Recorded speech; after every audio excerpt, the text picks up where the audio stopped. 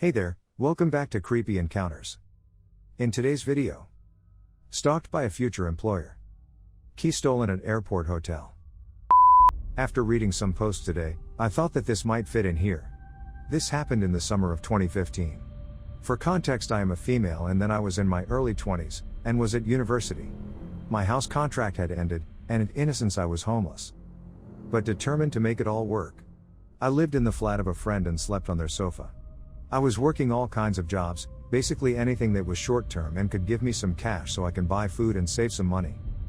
I was young and didn't have any work experience prior, so I couldn't really pick what jobs I would be applying for.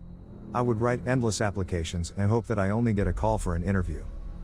I applied for a waiting staff job in a tea house just by the sea, where I assumed either posh local people would go to or tourists, so it sounded perfect. The job was quite far from where I was staying, but I couldn't really be picky. When I went to this place, where I have never been prior, it was absolutely empty. It looked recently renovated, in a way not even finished fully.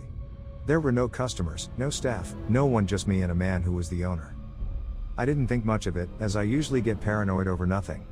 It was quite a small place and it looked expensive. We sat in one of the rooms for the interview. The owner was a young man, probably in his 30s. He started by asking me about my experience, and what I study in the university. We ended up chatting about photography, as this was what I studied, and it has nothing to do with hospitality. However, he moved on to asking me what was my favorite food and drink. I didn't find that weird, as it was a job in a place which served food and drinks. When I was about to leave, he asked how was I getting home and offered to give me a ride back. I ditched his offer, but not very easily, and began walking back home. As a young female without much experience, at first I naively thought that maybe he was just a nice guy, and that probably the interview has gone well, and I have secured myself some future income. In the afternoon I received a text from this person, who interviewed me only a few hours prior. He was asking me to meet him, so he told me the results from the interview. I didn't respond. This was after 5 to 6 p.m, so why would he message me then in after working hours? He then texted me again that he knows my address. He stated it after. Of course my address and phone number were on my CV. And that he was coming to pick me up in half an hour to have dinner with me. I was shitting myself, and remember hanging on the balcony now and then to see if he has stalked me to my then temporary home. I was so glad to be with friends there, who could do something and save me. I don't know if the guy came. Blocked his number and never replied to him. I was also staying in a block with flats, so thankfully it was not a house where you can enter or find the person much easier. I feel a bit sad that I was naive, and that there was an attempt for me to be abused or to get a job by having dinner with the owner. This makes me sick, just thinking about it and how normalized it is.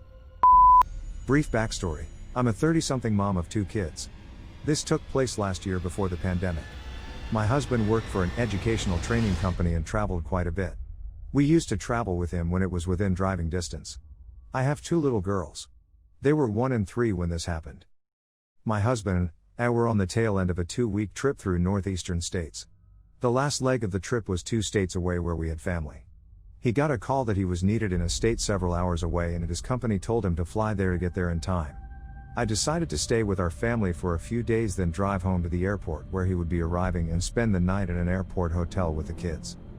Our kids loved the hotel and traveling life. We would swim, go to cool coffee shops and parks, and overall have an awesome time.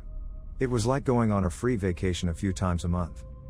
I had a few weird encounters when I was by myself in hotels with 2 very pretty female children, but overall I was never worried because 1. I'm pretty strong and no nonsense. 2. I'm a long-time lurker of this sub and I'm always on high alert. I was always hyper aware of airport hotels because they tend to be trafficking hotspots. This incident ended the way it did because I am always hyper alert. Kids and I arrived at the hotel in the afternoon. We went swimming, had dinner, watched a movie and went to bed. My husband was arriving at 5 p.m. the next day. Because of travel perks we had late checkout for any time we wanted. He is titanium with Marriott. On the morning of the day he would be coming home, we got up and headed down for breakfast.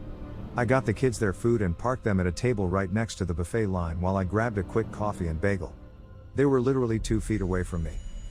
My oldest daughter liked having her own key to the room, so while I had one in my back pocket, she had one in her sweatshirt. Very dumb. My oldest daughter is super pretty and smart. Blonde hair, blue eyes that people always comment on, and overall friendly, sweet kid. When she sat down she wanted to put her key on the table like her dad always does, and I acquiesced knowing I had a backup. Again, so stupid. I'm toasting my bagel and turning to chat with them, encouraging them to eat, etc. When a family of very loud boys and their mom comes in. This immediately shut my daughter down. She loves watching other kids and she spent the rest of breakfast watching them. As soon as they came in, my antenna was up. The mom was checked out and very out of it, not judging. Every once in a while she would pipe up and swear at them, which had me on edge because my kid copies everything. By this time I was sitting and eating. The girls are almost finished. As I was getting up to throw things away, a man entered the breakfast room. He stopped and stared at my oldest daughter for about 10 seconds, which again put me on high alert. He greeted the group of boys, apparently he was their dad. I relaxed slightly but didn't let my guard down, which is why this last part is so upsetting. I got up to throw things away, going back and forth to the garbage, watching my kids like a hawk. But when I sat back down to gather bibs and pack up the diaper bag, my 3-year-old had a horrible look on her face. Her eyes were like big blue saucers and she was staring at the other dad. I asked her what was wrong and she didn't answer. I then noticed her key was missing. For a second, and this is also scary, I almost shrugged it off and assumed it was in her pocket, but I didn't. I asked her where her key was, and she looked at me and whispered that other daddy took it. I immediately started to shake. I didn't know what to do. Right then I thought about getting really loud, but I decided against confronting him. Instead, I calmly packed up the kids and walked the 10 feet to reception. I loudly announced that someone at breakfast had stolen our room key off the table. The receptionist was super responsive and horrified. I handed her the other key and quietly told her my room number and asked for new keys. She promptly gave them. I glanced over at the door to the breakfast room and I saw the man standing there with a panicked look on his face. I glared at him, and as I stared him down, he walked over and said, "So sorry, I took your key, I thought it was my wife's." I didn't answer him, just thanked the receptionist and walked away. I knew then we were in trouble and I needed to get my kids away from this creep. There is no way he thought it was his wife's key. She was on the other side of the room from us, 10 tables away. Why would her key be on our table to begin with? I pushed the elevator button and hopped on.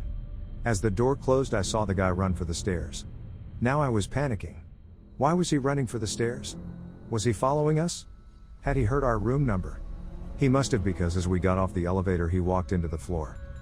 The way the rooms were set up, there was the stairs, then a big space, then the elevators, then a hallway to the right, a few more steps and another hallway to the left. Our room was on the left branch. I was ahead of him. I calmly picked up my 1-year-old, and whispered to my daughter that when we turned the corner we were going to run to our room. He was dawdling by the elevator as we walked toward the corner, but I knew if I ran while he could see me he would chase us. I turned the corner to our hallway and sprinted to our room. I put my daughter between me and the door, waved the key and threw everyone inside. About 20 seconds later I heard him run down the hallway past our room swearing. I turned off all the lights and shoved myself and the kids into the bathroom. We played the quiet game until I heard him walk back down the hall towards the elevators. We didn't leave the room until my husband came back. Fortunately, I had heard his plans with his wife while we were eating. They were leaving for a southern state in an hour. What he thought he was going to do with me or my babies before his flight, I don't know. Edited, Clarity/Words. I hope you enjoyed the video. Please like and subscribe for more real-life creepy encounters around.